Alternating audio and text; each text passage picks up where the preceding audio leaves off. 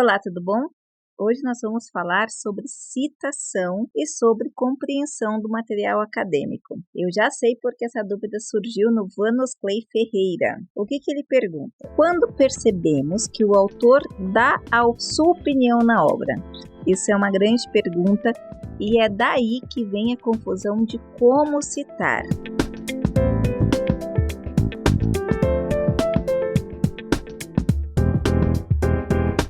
Essa semana eu peguei um artigo que a autora colocou tudo apude.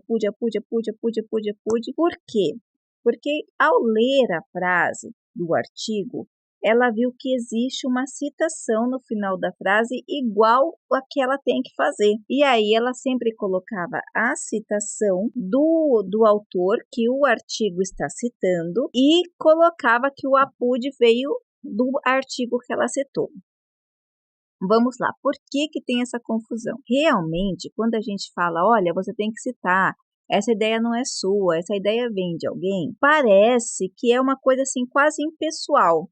E aí, que momento que você cita o autor que o artigo citou e em que momento que você cita o autor? Então, vamos lá. Vanos Clay, o que você tem que entender? Uma vez que eu estou escrevendo esse material, embora eu cite o autor, sempre a compreensão vai ser minha e não mais do autor, como se fosse citação direta. Vamos lá, vou dar um exemplo, vou pegar um livro aqui, vamos ver que tem bastante livro. Vamos pegar aqui um livro. Então, esse é um livro sobre ensino híbrido. Os autores, Lilian Bassic, Adolfo Tanzi Neto, Fernando de Melo Trevisani. Está aqui o livro. Eles organizaram esse material. Então, vamos lá. Isso aqui é um livro que os autores, esses 3 organizadores, organizaram esse material. Então, imagina que eu, mais 3 amigos, resolvemos, puxa, vamos pegar os melhores artigos da revista e vamos organizar em formato de livro, beleza? Beleza. Quem que escreveu? Tá? No sumário, eu vou pedir para o pessoal do vídeo deixar bem legal aqui para vocês o sumário. No sumário, você consegue ver que cada capítulo foi escrito por um autor. Então, esses são os organizadores e cada capítulo foi escrito por um autor. Esse primeiro autor, José Morran. Então, vamos lá. Ele está na página 27. Qual que é o artigo que o José Morran escreveu? Ele escreveu assim, ó, um artigo sobre educação híbrida, um conceito-chave para a educação hoje. Bem interessante, até nesse mundo que a gente está vivendo, né, de pandemia, de você utilizar recursos, mais ou menos que eles vão falar sobre esse tipo de educação aqui. E aí é interessante porque ele vai desenvolvendo as ideias, o José Morran vai desenvolvendo a ideia, e aí ele coloca num parágrafo citado o seguinte: ver a aprendizagem como algo ligado à história de vida é entender que ela está situada em um contexto e que também tem história, tanto em termos de histórias de vida dos indivíduos e histórias e trajetórias das instituições que oferecem oportunidades formais de aprendizagem, como histórias de comunidades e situações em que a aprendizagem informal se desenvolve.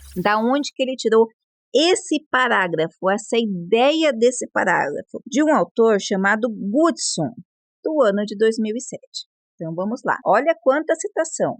Nós temos a citação do pessoal que organizou, são os 3.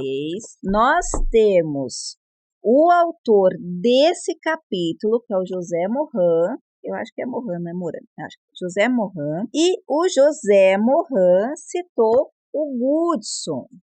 Quem é que você vai citar? Então, eu, Carla Dendaski, estou lendo esse artigo e vou usar essa... Olha que legal. Eu vou usar no meu trabalho. O que você vai usar? Você não vai usar o Goodson, porque embora o José Morran tenha utilizado a informação do Goodson, a composição, essa compreensão, ele tirou dos pressupostos deles. Então, vamos supor, se eu li aqui essa citação, então essa ideia, por mais que o José Morin tenha citado, tenha usado aqui do Goodson, ele já tirou a ideia dos pressupostos deles. É o jeito que ele interpretou. Por exemplo, se eu, Carla Dendaski, leio isso daqui e eu vou escrever no meu material, como que eu já vou interpretar a história, resumidamente? As histórias, tanto de vidas quanto de instituições, impactam diretamente a educação. Olha que coisa, eu acabei de ler isso daqui, eu compreendi desta forma e eu estou citando. Ao colocar essa forma que eu entendi, Carla, eu vou citar o José Morin, porque eu tirei em cima do que ele entendeu. Eu não fui até o Goodson, que é o autor, eu fui nesse material e em cima do contexto que eu li, em cima do artigo dele como total, ou melhor, do capítulo dele como total, eu entendi que ele está falando que tanto a história de vida do indivíduo, como do contexto que ele está inserido, como a própria instituição, influenciam no processo de educação. Por que eu tive essa compreensão? Porque é o contexto do artigo que ele está colocando. Então, eu não posso falar que o Goodson fala isso, porque eu não fui na obra do Goodson. A obra que eu estou me referindo é aqui do José Morin. Ok, então eu vou citar Morin, José, tá? Então eu vou colocar essa forma desta compreensão que eu, Carla, tive desse trecho. Vou citar o José Morin, vou colocar o nome do capítulo e aí eu vou colocar lá no final. No texto ficaria como Morin, entre parênteses, se eu estiver usando a BNT, e aqui a data dele, 2015. E no final, como que eu coloco? Eu coloco Morin, vírgula, José, o nome do capítulo, Educação Híbrida, um conceito-chave para a educação. Aí eu coloco o nome da obra, coloco primeiro os organizadores. Essa parte aqui te ajuda muito a você entender a citação.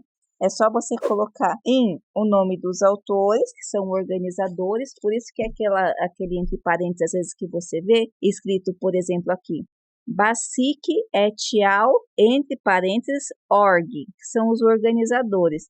E aí eu coloco o nome da obra, a editora, a data e fechou essa forma de citação. O que isso vai acontecer? Com que o meu conhecimento, ele se dê em cima das observações da leitura que o José Morin teve. E por isso que sempre é ele que está interpretando.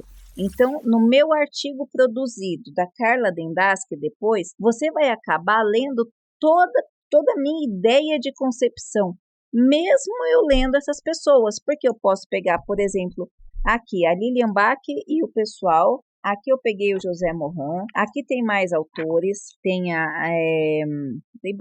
Verônica Canata, tem Fernando Schneider, Flávio Ribeiro de Moura, tem muitos autores aqui e eu posso, em cima desses autores, ter as minhas concepções. Na verdade, eu sempre vou ter minhas concepções, porque eu vou trabalhar nos meus pressupostos de conhecimento, do que eu entendo como educação, do que eu entendo de ensino híbrido, da própria leitura que eu tenho de todos os valores morais, cultura, bagagem, de tudo que eu tenho no meu cérebro para concatenar o que eu estou lendo. Então, você tem uma mesma obra que pode ser interpretada de forma totalmente diferente, mesmo sendo a obra.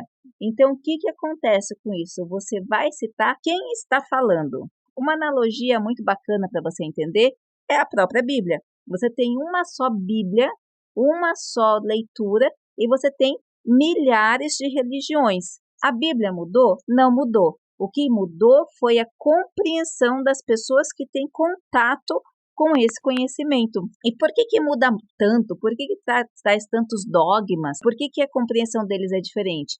Porque cada indivíduo tem uma caixinha de pressupostos, tem uma caixinha de conhecimento, um nível de compreensão, um nível de conhecimento histórico, teológico, e se cria novos dogmas.